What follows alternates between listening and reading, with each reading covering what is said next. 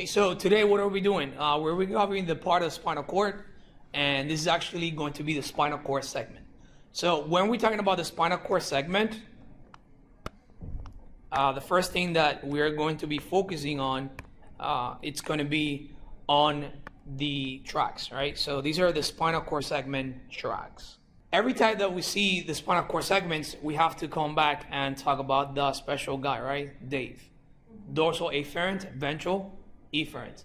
What does that mean? That anything is on the back is ascending, anything is on the front is descending, anything on the back is sensory, right? Afferent fibers are ascending and they're sensory. Anything on the front is going to be descending, and most of it is going to be motor tracks, correct? We said that the spinal cord has a white and a gray part of it, right? So white matter and gray matter. On the white matter is where we're going to see almost all these tracks taking place, right? Remember, it had tracks, columns, right?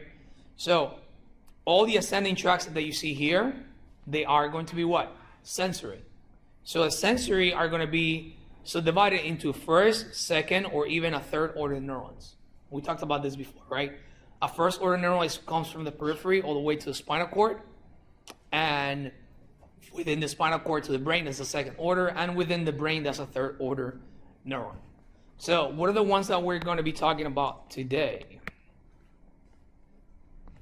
So on the sensory part, we'll be talking about the lateral spinothalamic tract. And this one tells you what it is.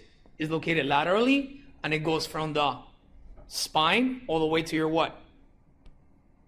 To your thalamus. So spinothalamic, 2 words. So spine to your thalamus. And what is it? It's a tract.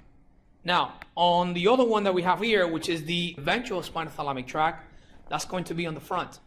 And ventral, we said it was motor. There was one exception for the rule, and that was pain and temperature, right? So pain and temperature, that's the exception right here. And that is located on the ventral front, right? Spinal, spine, thalamic. Remember that the thalamus is the main relay sensory center within the brain. Now, that track is going to go from the periphery all the way ascending track. Remember that these tracks are ascending. So it's going to go on ascending track. And that track is going to move all the way up for pain and temperature, is going to cross over or decussate 1 or 2 levels what? Up the sensory input. So if you look at it, this image right here, if you have a somewhere on, this is the right and this is the left of your patient, if there's a damage around the arm here, then what is going to happen is that you're going to see a damage, and there's going to be 1, 2 levels up, and then it's going to cross to the left side. Does that make sense? Instead of the motor doesn't cross at the spinal cord, but the motor crosses at the level of your medulla oblongata in the brain. So always there is a cross. For the sensory, 1 or 2 levels up on the spinal cord. For the motor, right, that's going to come from the cerebral cortex, and it's going to cross or decussate at the level of the medulla oblongata within the brain, right? So the last one that we're going to talk about is going to be the dorsal Y column. And again, anything that is dorsal is going to be what? Sensory or motor? Sensory.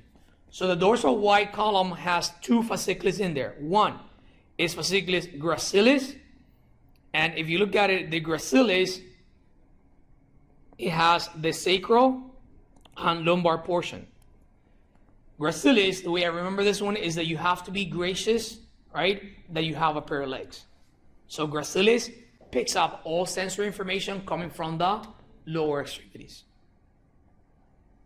So if there is any damage to the nucleus gracilis or fasciculus gracilis, what's going to happen? You won't be able to what?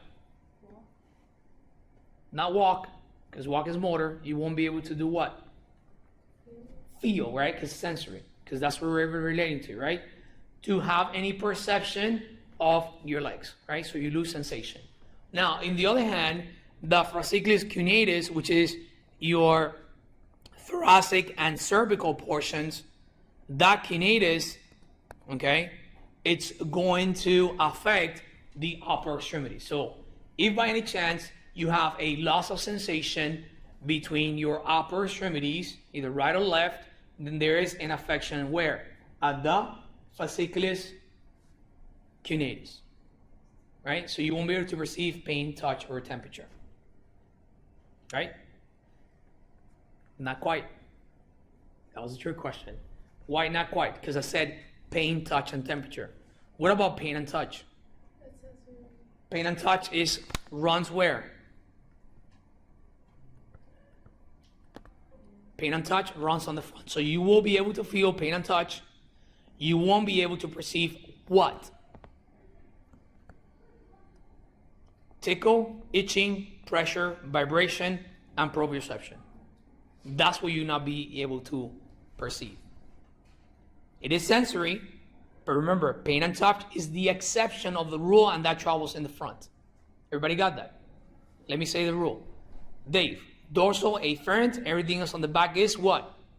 Sensory, that's what we said. In the front, we said ventral, efferent, anything on the front is going to be motor. But what's the exception to our rule? Pain and temperature, which that's what we see here. Correct? So whenever they're talking about loss of sensation, if they're talking about dorsally, that's all sensations except what? Pain and temperature. If they say in the front, but they said sensory, then what's that one? The pain and temperature. Does that make sense? Because that's the exception of that Dave rule, correct? Any other questions? You guys know what tickle, itching, pressure, vibration is, right? And proprioception. All right, awesome. And then last we have the ventral spinal cerebellar tract. And this one is straightforward. Ventral means on the front, spinal means your spine, cerebellar means your cerebellum, right? So that's motor. So those are all the tracks that takes place where? On the sensory. So we just did all sensations, correct? That was sensory. Now, what are we doing on the other side? Well, on this side, let me change this a little bit. So on this side, we're going to be doing what? All of it is going to be motor. So descending tracks. Where are descending tracks located? VE, right? Ventral, efferent, right? Exiting tracks. Those comes all the way from the cerebral cortex, right? Motor cortex, and then with motor commands to the rest of your body. Everybody got that? So let me draw this a little bit here. Spinal cord. Take my word for it, that's your brain. So the motor cortex, remember that cerebral cortex is all the way around your cerebrum, right? So this will be your cerebral cortex, yes? The cerebral cortex has different portion, right? Frontal, parietal, temporal, occipital, right? All that. So those radiations come from the motor cortex, which is part of the cerebral cortex, right? And then that motor cortex travels all the way down, and that down means what? What type of fibers? Efferent fibers, right? Descending fibers. And those are the motor fibers. And they travel where in the spinal cord? Do they travel on the front or on the back? On the front. So hence we have the ventral here. Does that make sense? So that's what I'm trying to explain. Now, since they start on the top, then if you look at it, the naming of it is going to be based on what? Where they start, correct? Look at this one, for example. Vestibulo-spinal tract. What is the vestibulo-spinal tract, guys? What is the vestibulo-spinal tract? The vestibulo-spinal tract, it goes from your vestibule, means somewhere in your brain, right, or near the brain, all the way to your spine. It's telling you that it's going from top to bottom, correct? So every time that goes top to bottom, that's automatically efferent or motor. And then you also have your ventral wide commissures, right? You have your lateral reticular, spinal tract, and so forth. But this is actually the main one that I want to bring your attention to. Now, we said that all motor commands, where do they cross at? They cross at the level of the medulla oblongata. So the first portion right here, that'll be your medulla oblongata. The rest of it is your what? Your spinal cord, right? So this is your medulla. Everybody got that? So just the first portion that binds the brain to the spinal cord, that is the medulla oblongata. And that's where this thing is at.